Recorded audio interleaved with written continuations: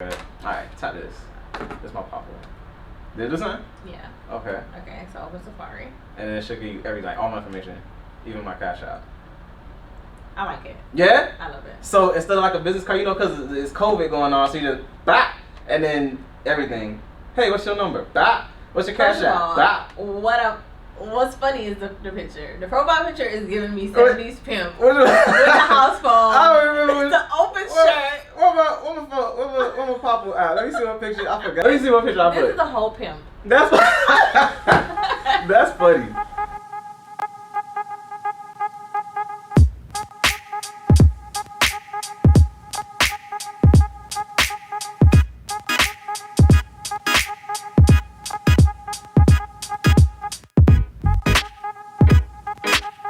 So you just finished your first year in real estate. How did it go? Like, how did you get out of it? How did you survive it? I didn't. You didn't. I figured that. I'm just kidding. I figured that. Like, was it like? Did you get like did you close deals like within your first 30 days or something? Like, did you have to wait like a few months? Oh my gosh, I had to wait a few months. Me too. So, first thing is what was a shocker to me was the 2 fees that I had to pay. I had to pay my broker. You had to pay your broker? I had to pay my broker to work for him. I ain't charge nobody that. I'm like, charge a fee. What was the fee? How much they charge you? I think it was like $250 or something.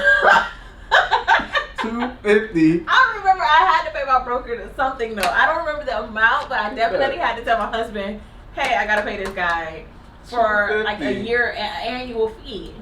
Wow. It's an annual fee that you have to pay, and I had to pay that up front. I'm slipping. Okay, you are. You're missing out on the money. $250 just Don't. He can't charge me. I'm not gonna do after it. Me. Yeah, I mean, I might. If y'all see me start charging, you blame Sancheir. It's her fault. Wow. I had to pay that, and then so I'm like, okay, bomb, $250, whatever. Okay, it's nothing. Yeah, you got that. And then I got like this thing, and it's like, oh, you gotta pay like $800. So you got like 1,000 right now.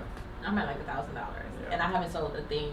I don't even know if I want. You don't even know how to sell nothing at this point. I don't even know anything. I don't know. This was all within the first 30 days. So I think that's something that people don't mention that. Like that's not mentioned. It's the scary part. Yeah. That's why I did that video on what it takes, and I made sure to say, yo, you gonna have to spend like $800 to $1,000, because they'll come in and they'll think, oh, I'll just pay it later, but you only get a few months, and then they catch you. And then I think my broker did it in the $250. The business cards was covered, so he did the first set of business cards. After that, I would have to pay for my own. If I did you get 1,000? It was 500.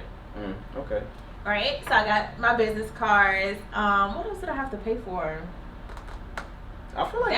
Did you get a Supra right away, or did you borrow somebody? How did you? Do you have a Supra? I didn't get a Supra. I have a Supra. Okay. I did not get it right away. The key. I got the Supra lock and everything. Yeah. Once I got my first listing. So you bought it or they gave it to you? I bought it. Okay.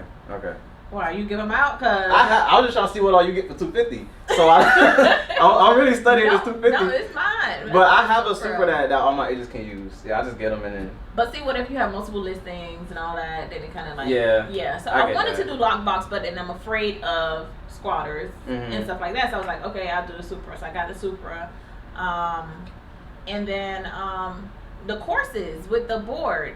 Those, although they're like $15 to $45 or whatever, with COVID they're all free. Yeah, I love it. I just listen, take classes left and right. Like, all right, what up? I will book a whole day of those classes because it's like it's free now. I wish they put them on YouTube so I could watch it on my own time. Yeah, that's what I'm trying to do. So I'm trying to like do these trainings and then record them and then drop them on YouTube, because I realize a lot of brokers aren't training agents, and when I gotta work with an untrained agent, it's frustrating to me. So I'd rather. Yeah, imagine that, because it's like you gotta, so it's like without like agents getting the guidance, it's like they just out there doing any and everything, and then it gives you double the work.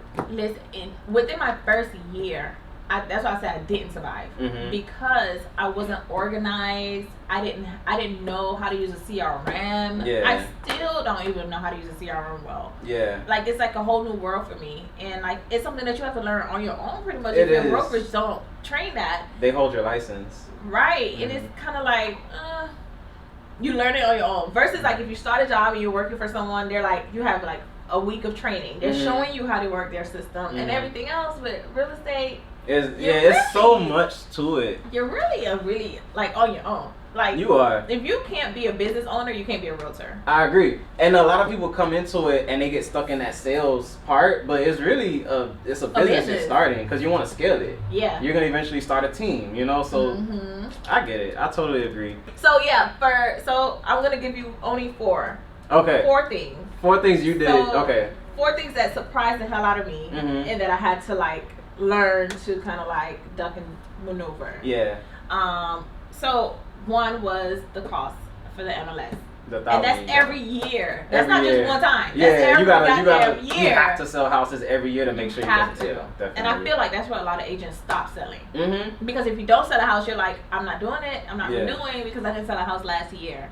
You kind of lose your momentum. That's one thing I realized because I started about 7 years ago, and my first year it was horrible. Like I sold nothing the first few months, and then I got 1 sale, and then I would always ask my broker, what do I do? And the advice was kind of like copy paste. Like, okay, we're gonna start a marketing campaign. We're gonna send some postcards. We're gonna do some cold calling. But it's like, for me cold calling you sounds different from someone else cold calling you, if that makes sense. Right. You know, so I'm young, so I didn't get received very well. So over time, I got better on cold calls, but I had to evolve and just learn to just stop doing what they're telling me to do and just be myself and then say whatever sounds right, whatever feels natural. Right. So I've just been doing the be yourself. I'll call people and very bluntly, I'm a realtor. Do you want to list with a realtor? Is there like a time frame? Is there something you're waiting for? Because they know what they want, you know. And if you're asking questions like, is there a time frame or do you want? It's different from let me come over, you know. Or can I be? They're like, no, you're a stranger. Yeah. So just as I adapted and just churned my career to be myself instead of trying to do what they thought would work, everything kind of turned around. So I don't do listing presentations anymore. I literally show up and I'm just answering whatever question. Like, all right, so here's how I work. Here's what I do. I'm going to take pictures with that.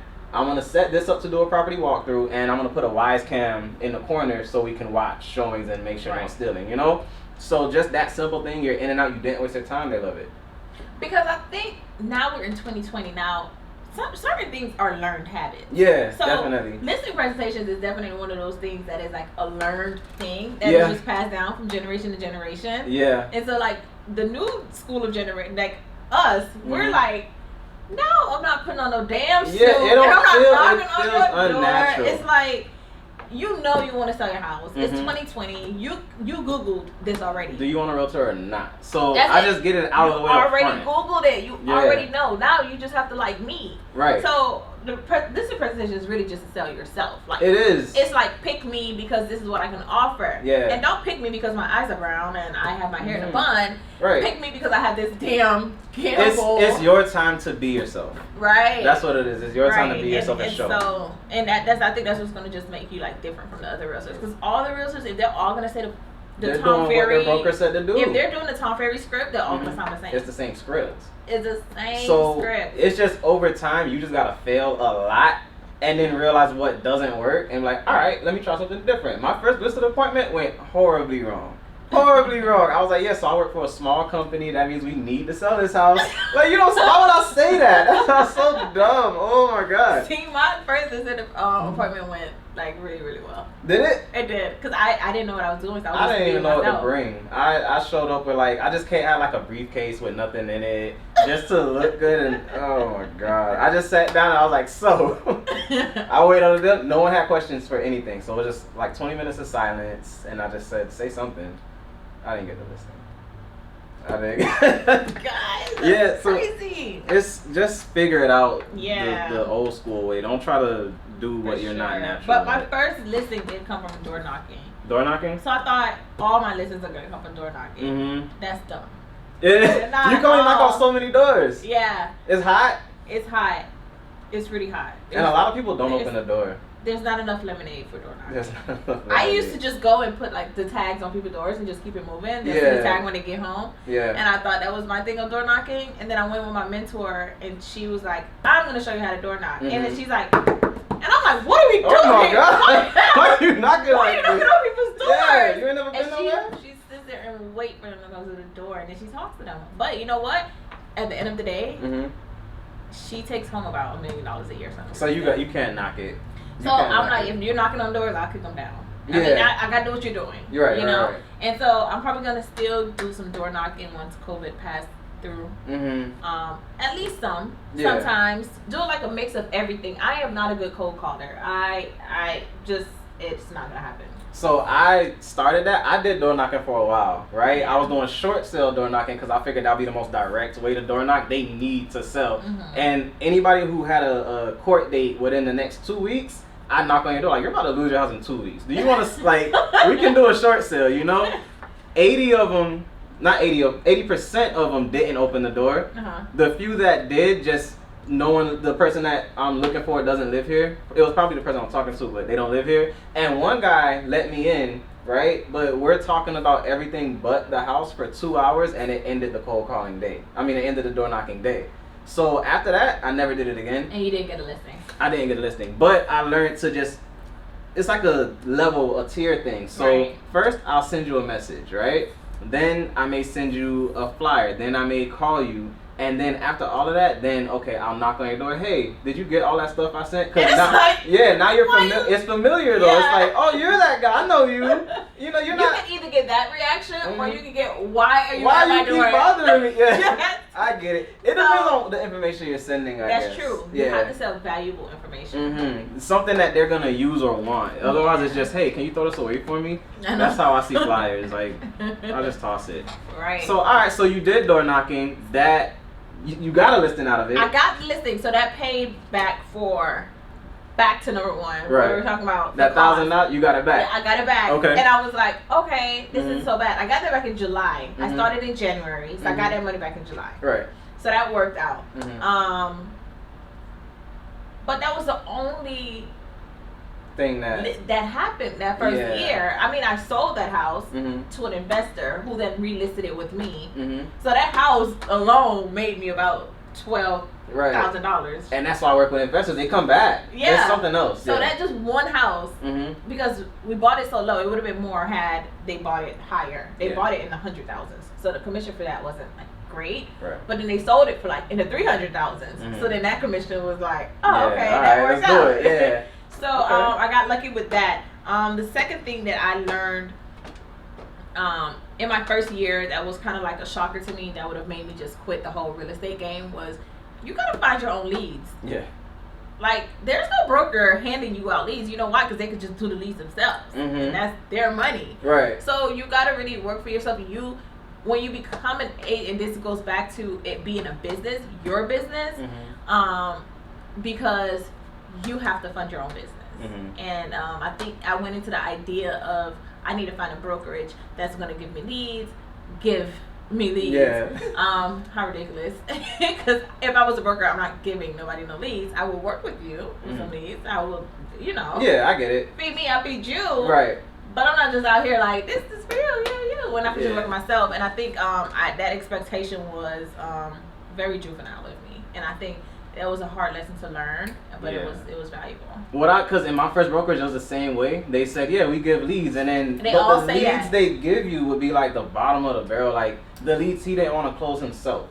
So what I'll do is I'll just organically, I'll get my own clients, I'll close my clients, but if there's I know I don't have the time, I'll just give it to one of my agents that I know, like, all right, like Mac will tell you, I probably give him like a ton, just because anything I give him, he closes it. Like he gets out, he shows it, and then they come back, they'll call me with a question, and I love that, so I don't ask him for anything. He keeps everything. So that's literally how I do it. So if I have an overflow, here's some for an agent, but I can't make it like a guaranteed I'm gonna give you X amount of leads per month, just because it's like a crutch. So I'd like for him to tell me, I'm too busy, I can't. I'm like, all right, let me move on. Who else can I give it to? And that's how I can just make sure at some point there's always somebody doing something. I don't want you to, if you're staying like, all right, you know what, so and so hasn't done anything in a while, here's a client, here's somebody I got for you. Make sure everybody's eating so the company grows. Right. Because I'm more interested in the closings and the transaction fees than I am the working and commissions, because if I'm out on showings all day, I can't be here to help my agents. Right. So I would never be a broker. It takes you back. Like it's definitely a reset, and I started my career all over, and I'm learning. I'm still learning a lot. I'm learning how to train. I'm learning how to put together like PowerPoints and everything. But the transition from agent to broker is definitely hard, but it's the most rewarding. definitely, because I sell more properties taking a step back and just empowering others to sell the properties than trying to sell them all myself and then doing a bad job because I'm overworked and that's true. Someone's been waiting for 3 weeks for a showing, but I can't. You know, it's just I'd rather just step back and then make the transaction fees my business than the commissions. That's good. Yeah, so that's where I am. That's good feedback. So I'm gonna tell you guys. So one, I didn't know how much it costs to be a realtor. Like you have to pay. It's a business, so you got to pay up front. You don't have to pay as much as if you're opening up another business. But it's still, if you don't have no money and you become a realtor because you're broke, you're not gonna. You gotta get around. There's the gas to show the properties. You gotta have a certain level of car insurance. Right. And you have to kind of look the part. And you gotta shop. You gotta get clothes. You can't look dusty. No. It's a thing. It's definitely a big. And the second one, your broker not sending you no leads like that. I mean, they're giving you a list of people that you could cold call. Good luck. But it's cold calling. It's just it's cold calling. So you got to put in the work. I mean, even if they give you possible leads, you still have to put in the work to get it. They're not going to say, hey, this person has to be pre-approved, great credit, this is what they want. You go find a home and keep the commission. And I think a lot of people think that, and that's not what it is. That's not necessarily the case. And just a little bonus, because this is not a separate own in itself, your Facebook friends are most likely not going to be buying homes. I thought I got 2,000 Facebook friends. I could sell 200 homes this year. Yeah, no. It's the people you don't know. Like, literally, the biggest thing for a realtor, no matter where you're on your career, is to constantly meet new people. That's it. Like, just always. I mean, obviously, there's people you're gonna not want to meet, and that's okay. Don't try to force a relationship with everybody. Right. But if you feel someone that's like they're out, they're active, you feel like a connection, and just meet the person. Unless it's like it won't go well, like like it's an inappropriate meeting or something like that. Leave it alone. But definitely, I'm constantly talking to everyone I see. And as I talk to them and getting to know them, I'm not just trying to sell them something, but I'm seeing what they need, right? Right. And sometimes the biggest clients I pick up are the ones who I sent to someone else. So I'll say, you just need your car fixed? Here's that person. And it just shows that I'm a connector and I know people who know people and I can do the same with your house. That's good. I like that. People reach out to me all the time for like lawyers, this person, that person, and I'm like, okay, I'll make sure I find your lawyer. So make a network. Like, if someone needs a lawyer, get the same lawyer and send them to that person. Right. Because over time, that lawyer, like, my biggest favorite client is an attorney. Number one, she's my biggest investor. Number two, she's my biggest referral base because she does divorce. So as people need a divorce, I need a divorce and probate. Right. So just meet people. Like, don't go to. I wouldn't say not to go to networking events, but when you get to a networking event, it's here's a card. Yeah. Bye. Here's a card. What do you do? Oh, I do this, and then they'll email you the next day saying, "Hey, great to meet you," and call me if you need to do anything. But that's it. It's more impactful to actually get to know someone, get to know what they have going on, and I think that's the biggest thing to do in your first few months of real estate. Not try to find marketing strategies, not to try to send out postcards, not to try to cold call, but just meet people genuinely, and just they'll find out you sell houses. You'll find out their problems, and that's how deals are closed. That ties into my third thing. Oh, okay. And this is a big tip, right? Being organized. Yeah. You will go to sleep and like say, damn, I did not follow up with this person. And now it's like 2 o'clock in the morning and I can't follow up. It's too late, yeah. And it would like, it bothers you because you're like, this is my business. I want to be a woman of my word or a man of my word, and I just miss this follow up. Yeah. And so my first year, I was just not following up like I should have been. Yeah. And you go on different pages, you ask for advice, they're like, follow up. That's what you gotta do, what you gotta do. And you're like, you undermine that, and it's such a big thing. Yeah, that's true. I had that issue too, and that's usually when I realize how overworked I am, when I'm realizing that I'm slacking or I'm not following people. So number one, I got a tool notebook. I tried planners and I loved planners, but you just need to get systemized. So with the tool notebook, I can make to-do lists, right? Then I make another list of all my clients, like every client. And then in that list of every client I have, every day I'll look at it and I'll just check off, okay, I'll talk to them today, I'll talk to them today. Just make sure you're doing something for each client every day, and then you'll never go wrong. And then I think you already have your follow-up Friday, right? You follow up on Fridays? Is that your thing? I do. How you know? It was on Instagram. Oh, yeah. So on Fridays because it rhymed. Yeah. No particular reason other than it's like follow up Fridays. Oh, that sounds I like it. Yeah. It's a thing. So today I'm following up with people, and my husband woke up this morning. He was like, "Why are you up so early?" I'm like, it's follow up Friday, you know, and I want to make sure that I'm up before my clients. My thing is, if you hit me up first on something I was supposed to have been did for you, I'm like, oh my god. Yeah. So I'm like, I gotta beat you up. Not beat you up. Well, non-violent. We're non-violent people here at the Investment Property Guru. Right. Well, yeah, I have to be up before you, and then I'm also up later than you. Yeah. But I have to be up before you so that you don't think that I'm slacking. Yeah, especially if I go to sleep forgetting to follow up with you. Yeah, I'll cheat. Sometimes I'll wake up extra early, send a text, and I go back to sleep. I go back to sleep. Yeah, they're like, damn, he working, he grinding. It's 4:30. That's crazy. We're like, yeah, like, yo, can we cancel the show? Damn. And it catches my girl like, ain't no way he canceled at 4:30 a.m. and he ain't do what he supposed to do. Wow. Right. So I'm knocked out. Right. Yeah. I mean, even after we made this appointment, I was knocked out after. I'm sure. Yeah. I same way. I was home. Like I was knocked out because I was up until like 5 this morning doing homework. That's real estate though. Like real estate, it literally has to just blend into your life because we don't have like hours. You're not gonna say to a client, "I'm off right now." So I'll have a client call me at 3 a.m. because they're in another country, and it's like, what are you gonna do? It's daytime for them. So it's okay. People understand like she's probably sleeping. You know, people get that. We're people too. They do. Right. Yeah. And we are. And that ties in. I promise you guys, we did not rehearse this. We did not. This is freestyle. Like one take. Like we freestyling. But number 4 is. I'm excited. The timing. Yeah. It's all day, every day. In my first year of real estate, I was still a full-time property management. And so the clients will call me, agents will call me, and I'm at these people's job, y'all. Yeah. And like showings, I'm working 9 to 5, so I can't show you then. I have to show you on the weekends. But with property management, I work on the weekends. I was missing the open houses. And although they were like, you could do 3 open houses, even if it's for somebody else, just do open houses, I wasn't able to do that because I'm property management. You need to work on the weekends. And then I worked from 9 to 6. I'm not showing nobody anything after 6 o'clock. Yeah. So I just knew I couldn't be that listing agent or a showing agent or any agent with that tedious work schedule. Yeah. And that messed me up a lot. So it is okay to be a part-time agent, but just know your job. So like teachers, they will be perfect for part-time agents because they get out like 2:30. They get the weekends off. They got all principals, teachers, parents, everybody. Yeah. And they get the whole summer off to just focus only on real estate. Yeah, definitely. So that's one of those things that you could do. You could do both. Or if you're a waiter, I was gonna go and become a waitress again, and then do real estate. So it was kind of like trying to figure out how important real estate was to me. And I had to like really step back and say, God, if real estate is for me, please just like show me. Like show me a sign. Yeah. And he did. This girl tried me at work and I thought I was gonna drag her through the office. She did. And I said, that's God. Oh, look at that. Won't he do it? That is God.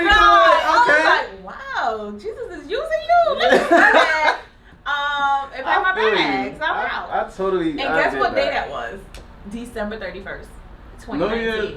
That's ridiculous. And I told God I did not want to be in this predicament. Yeah. In 2020, and December 31st, somebody that I liked, me and her liked each other, co-workers, like not like, but co-workers. She just tried me. I think she was having a bad day, and she caught me off guard, and I was just like, on the right day. On the right day. So 2020 did not catch me in that predicament. Right. So that worked out for me, but it could be so stressful because then nothing hurts more than feeling like you're failing at something. Yeah, definitely. And I think juggling those two things will make you feel like you're failing at one. Yeah. And then that will cause a lot of stress, and then you end up like not putting in the work for both because you're so like stumped with the stress of not doing one good. And so I think I had a coach.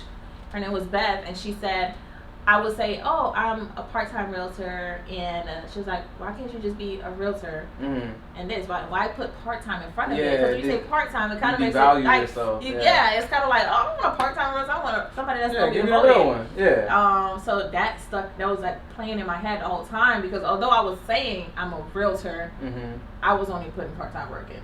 I get that. What I would say to that is, if you're coming into real estate and you have a lot of other obligations or a part-time job and you're only allowed to do a certain amount of hours on it, I would bring someone in with you. Or once you get in, partner up with someone and just say, look, I'm going to bring the business in. I just need you to show it and write the contracts. Or you show it, I'll write the contracts, you write the contract when you get off. Alright, that's smart. Yeah, and then you get a team, you just split the commissions because you're gonna do a lot more commissions just trying to get half and doing half of the work than just only trying to do it all in your couple hours.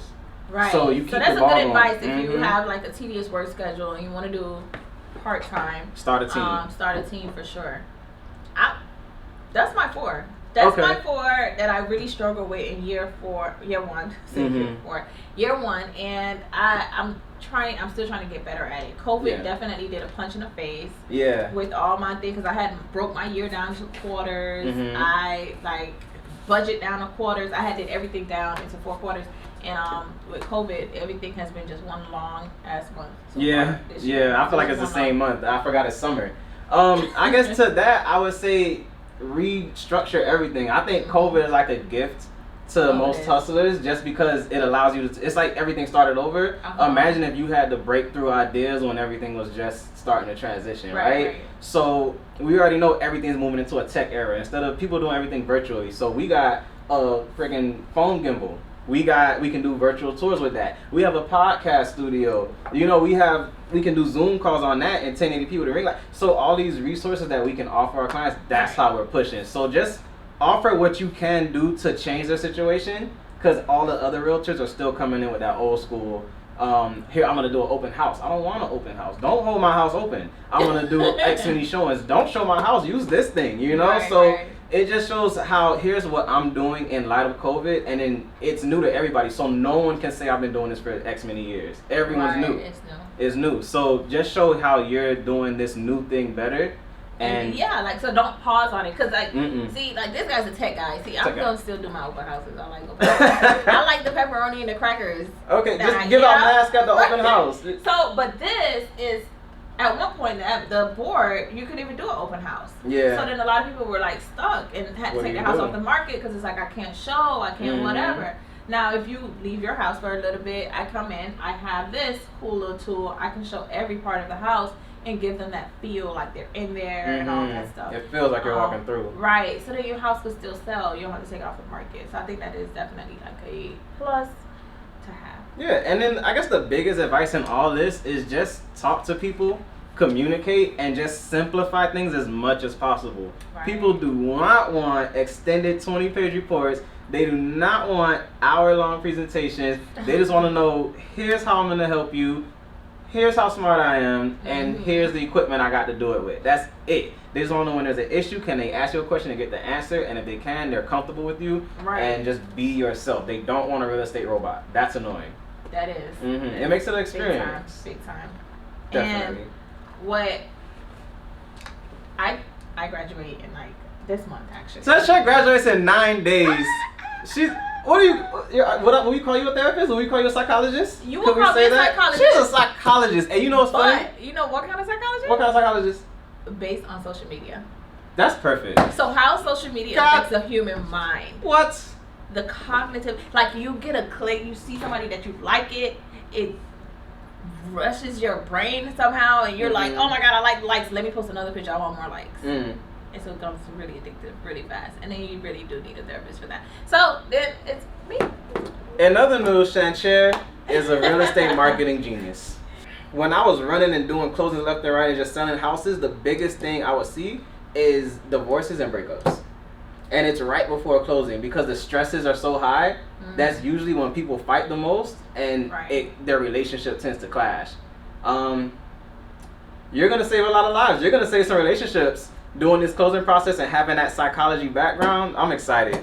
If you want a stress-free closing experience and want somebody who can actually help you when that mental breakdown helps. 2 degrees. Two. In psychology. Y'all can see 2 degrees. Call Sancheir. I will put her contact information below. Yes. If you want one of these phone gimbals to do excellent property walkthroughs like Sancheir. Crazy. This thing. Kick it so they Oh, my see. phone not in. Hold on. I'm gonna cut. I'm put my phone in. I'm gonna show you because you need to see this thing in action to fully understand its greatness. You ready? Y'all. Damn, come on, son. I am like so like. What are you talking about? Like, imagine this. So you're doing your property walkthroughs. Instead of like this. Yeah, and you like look dumb shaking. when you're just in there with your phone. People like, I'm paying you $15,000 to sell this house. And you don't come in here like this. You look crazy. So definitely invest in your career. Invest in yourself. If you need a realtor that can keep you mentally sane, like our psychologist in the building, Sancheir, give her a call. Contact information in the bio. And I feel like that's it. Yeah. That's all for today. I'm gonna cut that's all for today out. I didn't like it. Until next time, I'll see you in the next one. Bye. Love it. We don't play